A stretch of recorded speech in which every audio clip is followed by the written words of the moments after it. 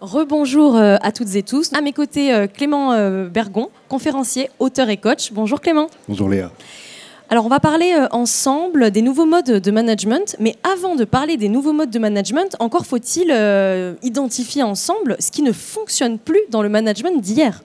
Je dirais que si on devait résumer sur une des choses qui ne fonctionne plus, c'est de ne plus considérer que manager, c'est un métier.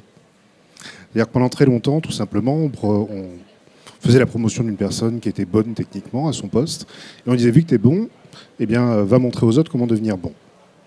Le problème, c'est qu'entre savoir-faire et savoir-faire, c'est deux choses totalement différentes. Comme on dit, les meilleurs joueurs ne sont pas forcément les meilleurs entraîneurs. Et il y a de nouvelles compétences à apprendre, de nouvelles compétences à développer pour pouvoir accompagner ces équipes. Et malheureusement, cette chose était rarement prise en compte. Et là, on arrive à un moment où il y a une véritable limite, c'est-à-dire que ça ne fonctionne plus. Même si les managers sont vraiment impliqués, ils ont souvent cette véritable envie de bien faire. Il y a pas mal de clés qui sont contre-intuitives. Et si on ne comprend pas comment fonctionne la psychologie humaine, comment communiquer efficacement avec les équipes, comment les accompagner efficacement, eh bien, on se retrouve confronté à certaines limites. Et donc, en fait, de plus en plus, maintenant, on n'a pas d'autre choix que de véritablement accompagner les managers à apprendre à manager, parce que ça ne s'invente pas. Et c'est ça, véritablement, ce qui est à l'heure actuelle, je pense, en train de s'accélérer. C'est-à-dire que c'est un constat qui a toujours été là. C'est-à-dire qu'on a toujours entendu dire que manager, ça s'apprend. Mais pourtant, on continue à faire pareil. Et aujourd'hui, il commence à y avoir un mur.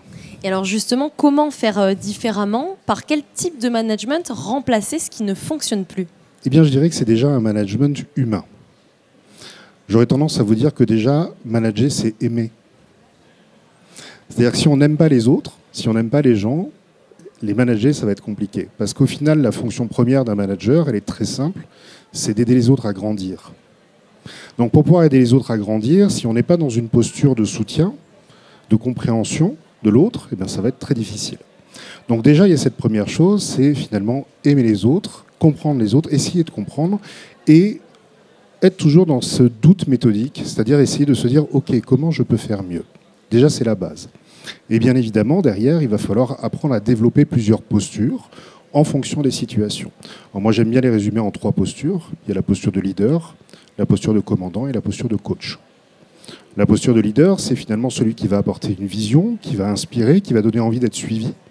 Et là, il y a plusieurs ingrédients. On pourrait dire que dans les ingrédients de base, il y a le fait qu'il y ait en effet un cap à atteindre, une raison d'aller atteindre ce cap et comment on va l'atteindre, parce qu'on ne peut pas donner envie d'être suivi si on ne montre pas une destination. Derrière, il va y avoir en effet la posture de commandant, qui va être en effet une posture plus directive, qui est souvent amalgamée à cette posture du manager, c'est-à-dire finalement le commandant, mais non. C'est-à-dire qu'il y a certaines postures où en effet c'est utile, mais d'autres où au contraire ça devient toxique. Et il y a 4 situations, ni plus ni moins, où c'est utile d'être commandant. Il y a la fixation du cadre, le contrôle et le respect du cadre, les situations d'urgence et la décision finale. En dehors de ces 4 situations-là, qui représentent moins de 20% du temps d'un manager, ben, ce n'est pas utile. Ça devient toxique. Ça devient toxique. Et le reste du temps, finalement, donc plus de 80% du temps, le manager est un coach. C'est-à-dire que son job, c'est d'aider les autres à grandir en compétences, en autonomie, en proactivité, en efficacité, etc. Alors, petite particularité du monde du travail en 2024, c'est le fait que chaque singularité a envie de s'exprimer, mais parfois au détriment du collectif.